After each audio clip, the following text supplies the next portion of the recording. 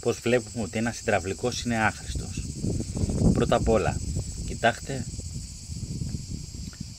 το κανάβωμα που έχει κάνει.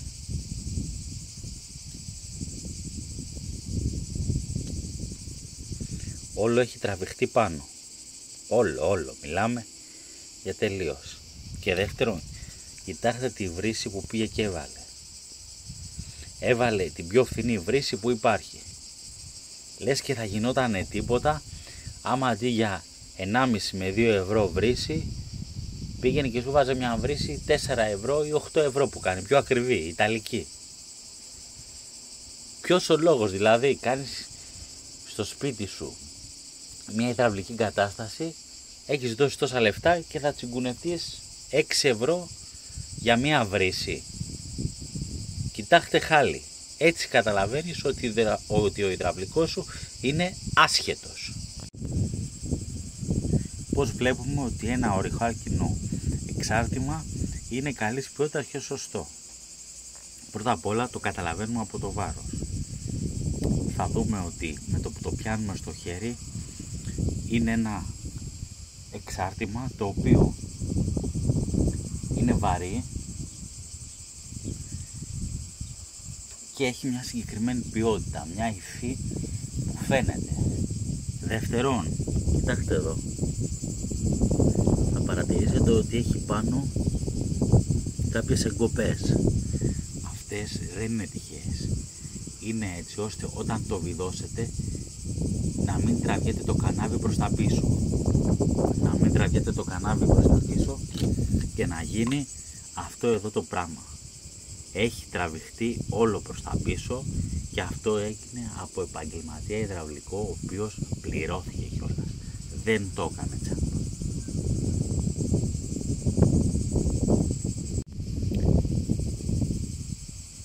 Επίσης, στη βρύση μας βάζουμε μια προέκταση. Δεν πάμε να αντιβιδώσουμε έτσι απευθείας. Βάζουμε αυτή την προέκταση έτσι ώστε αν γίνει κάτι να χαλάσει το σπήρωμα της προέκτασης και να μην χαλάσουμε το σπήρωμα που έχει γίνει στην εγκατάσταση. Βλέπετε, και δεν χρησιμοποιούμε γαλβανιζέ. Αυτό το συγκεκριμένο δεν βγάζει σκουριά. Βάζουμε καλή ποιότητα. Μην εμπιστεύεσαι κανέναν. Πώς μπορούμε να καναβώσουμε? 2 απλά πράγματα θέλει. Πρώτα απ' όλα είναι να επιλέξουμε σωστή ποιότητα. Βλέπετε να έχει αυτό το τραχή και μην καθόμαστε με σιδεροπρίωνο να κάνουμε διάφορες χαρακές. Όσοι τα λένε αυτά καταλαβαίνετε και μόνοι σας, δεν χρειάζεται να κάνουμε σχολιασμούς. Βλέπουμε πως βιδώνει.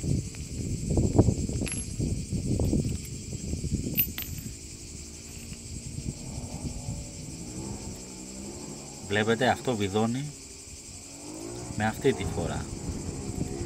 Οπότε εμείς το κανάβι θα το βάλουμε από την αντίθετη φορά. Εδώ μας ενδιαφέρει αυτό εδώ πως βιδώνει.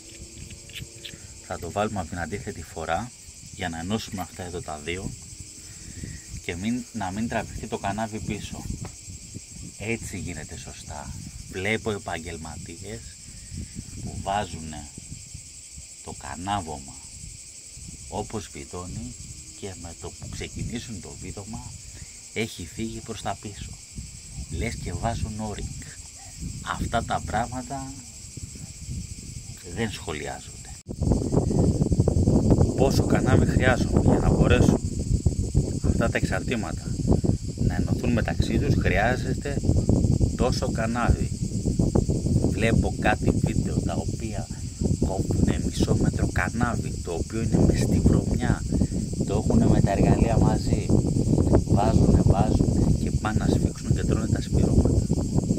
Τέτοιο κανάβι, αλλά καλή ποιότητα. Όχι σαν και αυτό που πάτε και παίρνετε, το γεμίζετε σκόνες και μετά λέτε γιατί συμβαίνει αυτό. Άλλοι βάζουν τεφλόν και το τεφλόν πολύ καλή επιλογή, ναι. Αλλά άμα ρε φίλε, για να κάνω μια σύνδεση μου βάζεις ένα τεφλόν που κάνει 1€, τότε δεν συμφέρει. Πήγαινε καλύτερα και κάνε κάτι άλλο. Ένα απλό βίδωμα θέλουμε να κάνουμε και να μην χάνει νερό. Πόσο δύσκολο είναι επιπλέον αυτό. Εδώ είμαστε. Κοιτάξτε επαγγελματίες να μαθαίνετε. Ακριβώς όσο πρέπει σε όλη την επιφάνεια και βάζουμε και λίγο τεφλόν για να μπορέσουμε να βιδώσουμε ακόμα πιο εύκολα. Ούτε να προεξέχει, ούτε να διπλώνει που κάνετε το τεφλόν σας πάγκο. Απλά πράγματα. Κοιτάξτε εδώ να μαθαίνετε. Κοιτάξτε εδώ ωραία πράγματα. Έχει γίνει το μισό βίδωμα και δεν έχει τραβηχτεί καθόλου πίσω. Αυτό τώρα θα βιδώσει μέχρι μέσα. Θα έχει μείνει το κανάβι στη θέση του και δεν πρόκειται να χάσει ποτέ ούτε τσαπατσουγιές ούτε τίποτα. Πιάνουμε και το εξαρτηματάκι αυτό βάζοντας ένα πανί στο κάβουρα και δεν χρειάζεται να κάνουμε ούτε ζημιά ούτε τίποτα. Λίγη προσοχή θέλει και όλα γίνονται. Όχι όπως εδώ, κοίτα εδώ βλέπετε, συνεχίζουμε, κοιτάξτε να μαθαίνετε. Να σας πω και ένα άλλο μυστικό. Βλέπετε εδώ το οποίο δεν έχει βιδώσει τέρμα. Επίτηδες είναι έτσι για να μπορέσουμε στο τέλος να πάρουμε τα κενά, έτσι ώστε να μην τραβήξει όλο το ζόρι μέσα και φάμε κανένα σπήρωμα. Κοιτάξτε να μαθαίνετε.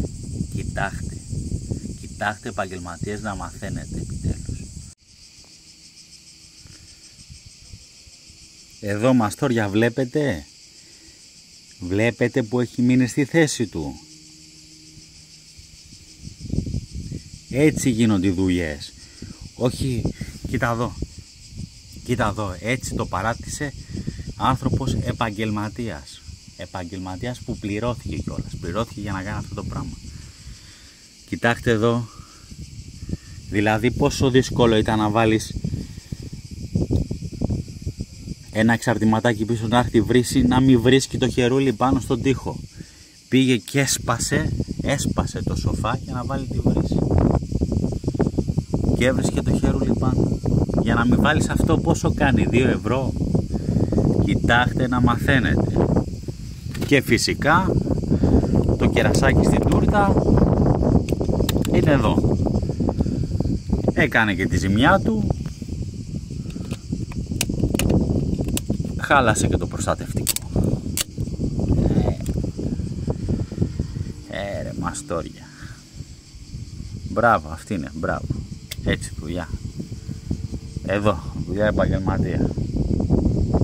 Σπάσε τα όλα και άφησε τα έτσι.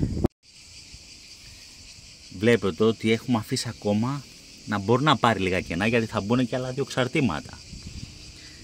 Έτσι θα σφίξει και θα έρθει πρόσωπο. Και γιατί γίνεται όλη αυτή η διαδικασία?